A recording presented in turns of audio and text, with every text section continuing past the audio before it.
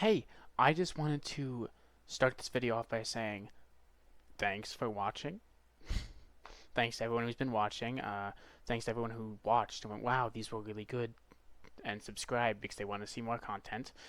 And if you're watching and you watch consistently, most people who watch my videos aren't subscribed. Classic YouTuber thing that I just did. So, I don't know. Whatever. Like, subscribe, comment.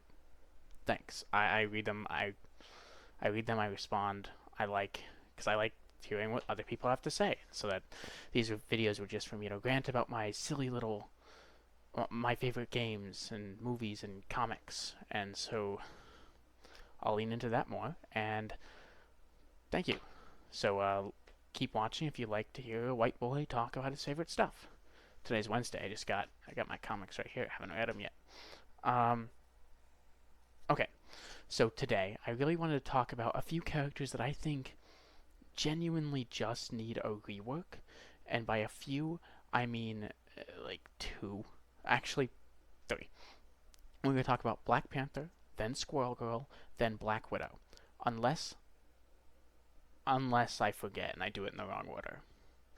But for Black Panther, he's too he's too fast, back and forth, back and forth. And I know when I talk about reworks, people there's this opposition to it because obviously I like Strange, Penny, and Mag. Those are some of my favorite. Not so much Mag. I like Strange and Penny. Those are my two favorite characters to play in the game. I play a lot of Mag because he's good, but I wouldn't say he's my favorite. I play him because I like to win. And I go, oh my god, I can't play my favorite characters. Alright, here comes Mag. Right? And if Penny or Strange got reworked into a place where they're pretty much not the same character, I know I wouldn't like that, so I know like reworks are very hesitant. It happened with Jeff. The people who played Jeff to play Flanker Jeff can't anymore, and they kind of lost their character. And I think that's bad. But at the same time, Black Panther is either really good or he's really bad. And this season he's really bad because he can't do his one-shots and leave.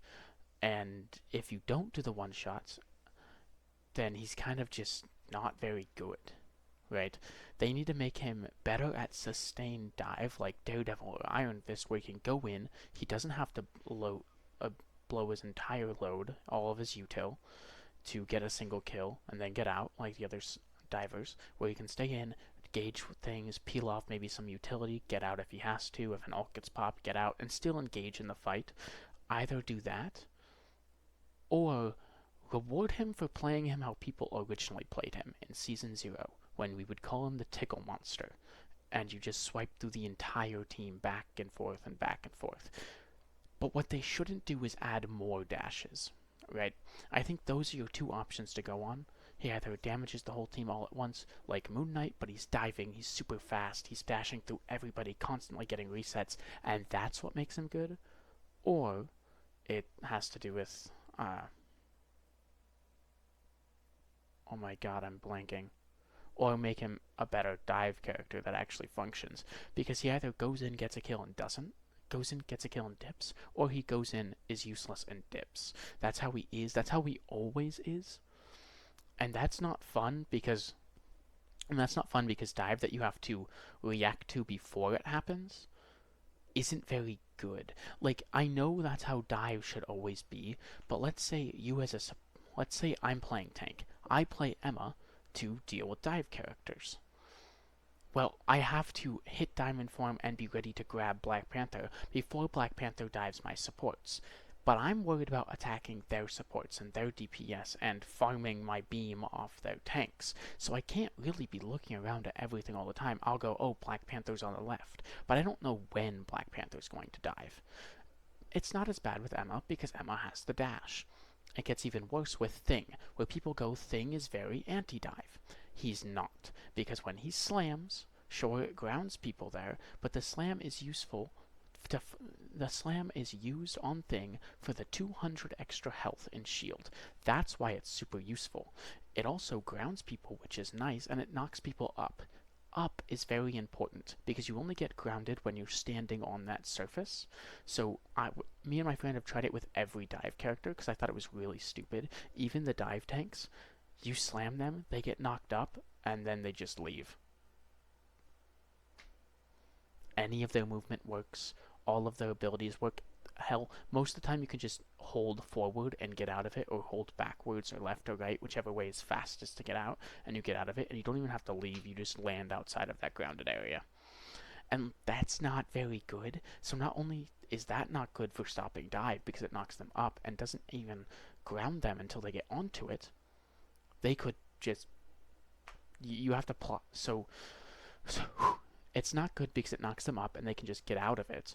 And it's not good because even if they stand on it, to get them to stand on it, you have to jump back there before they dive, slam the ground before they dive, and have your supports play inside of it before they dive. But it doesn't last for super long, and the dive character will just wait it out if you do it beforehand. Like, let's say Magic was waiting around a corner to one-shot. You do it beforehand, Magic's just going to teleport backwards and wait. And it's on a 10-second cooldown for you, it'll disappear, you'll still have your cooldown, you can't do it again. Magic will just dive again. Right? So Thing doesn't work as anti-dive. Emma doesn't work as anti-dive. Emma does. Emma is better because of the dash, but you have to be super hyper-aware and, like, play defense. Emma is really good at W keying. I play Emma a lot in these past few seasons. Not the season they launched, because my friend would play Emma, and so I never got it. But in the past few seasons afterwards, I've been getting a lot of time on Emma, and Emma is really good. I can just W key them or take space. I go, oh, I need this space, and I just walk forward and I take it up. Like, Emma's very good at that. But if they're playing dive and you have to stop it with Emma, or like your backline can't handle and they need you to peel for them, you can't W key. You cannot take space like that. You have to say, okay, you take space. I'm going to play babysitter and play with your supports. And that's fine. That's how the game should be. But at the same time, like, the Thing can't do that because he only gets value when he punches people. The only reason Emma can do it is because Emma has the range to hit their front line while staying with your supports. And still, Emma's not getting full value because you're not hitting the squishies, you're only hitting the tanks and farming ult. And Emma's ult is, like I said in the tier list video, it's kind of mediocre, but that's kind of what balances her out. Because if she had a broken ult, then she'd just be a broken character all around. She has a very good base kit and a very mediocre ult, and I think that kind of balances her, even though she is always good. Because she's just good into everything right now. So, we need to make Black Panther not get a kill and leave, or don't get a kill, because that's those two, because that playstyle of support is what means you have to react before it happens, which is what means your tanks are very useless against dive. And sorry, that was a rant. What was I talking about? Black Panther. How would I rework Black Panther? First off, probably increase the range of his I don't know. I kind of want to say increase the range of his spears so more people get marked, but then your aim doesn't have to be as good. But then again, it's also an AoE, so it's already, you don't have to have the best aim. But I want more people to get marked so that way he can get dashing in and out and in and out. Because it should be some kind of, the more people he hits in one dash, the more damage it ends up doing, or percentile damage based off the amount of health he, like, something about that rewards him to hit more than one person and not just blow his entire kit on one person. So that way he's in, like, because you can spear dash E dash spear dash spear dash. I'm pretty sure you can do that if you're good enough because your spears are on a cooldown. The only problems I have with Black Panther right now is he's either super valuable or he's not. Because he's either super valuable and he gets a kill instantly and leaves, or he doesn't do anything. That's problem number one, and that can be fixed by incentivizing him to hit the entire team, so that way he gets value constantly and he can constantly be in.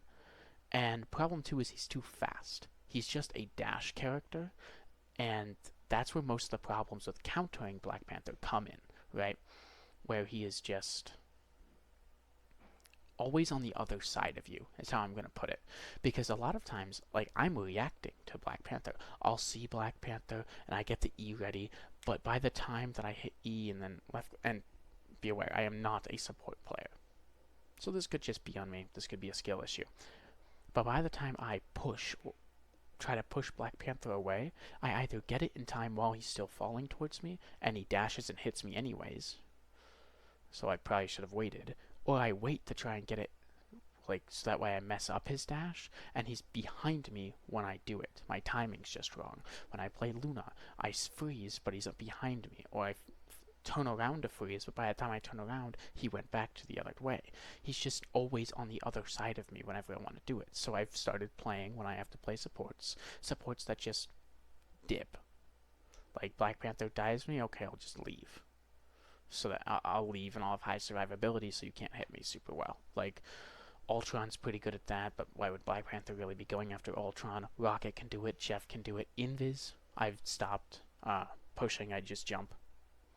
I try to time the jump so he doesn't hit me with his dash, and so like I'm just invisible. What's he gonna do about it? And so I don't know. I think it's better if we just incentivize him to either stay back there longer, so that way he is more consistent, he interacts with people, and you feel like you're doing something, instead of just, let's go gambling. Am I gonna kill someone or am I not? And then either or incentivize him to just constantly be going back through the entire team, generating bonus health with his dashes, because he's hitting multiple people all at once over and over and over again. I think that would be a way cooler way to play Black Panther. When people first figured him out, and they would see him going back and forth through the entire team, and they're like, oh, it's the tickle monster. But the clips look really cool. If that was really good, if that was a good playstyle for him, I think that'd be fun. I don't play Black Panther, so correct me if you're a BP main, but I think that would be fun for people who play Black Panther. It wouldn't totally disregard the character that they already know. The combos are the same, the 180s are the same.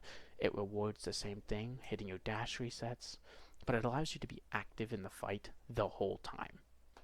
And I think that's a very big, important thing for a character. Whenever I play, if I'm not active in the fight, I feel worthless. I don't feel like I'm doing anything.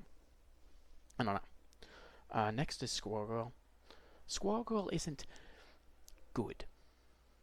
Let's get that first. But Squirrel Girl's very annoying. The problem is, in my opinion, what Squirrel Girl does, Moon Knight just does better. So I would like to give Squirrel Girl her own niche.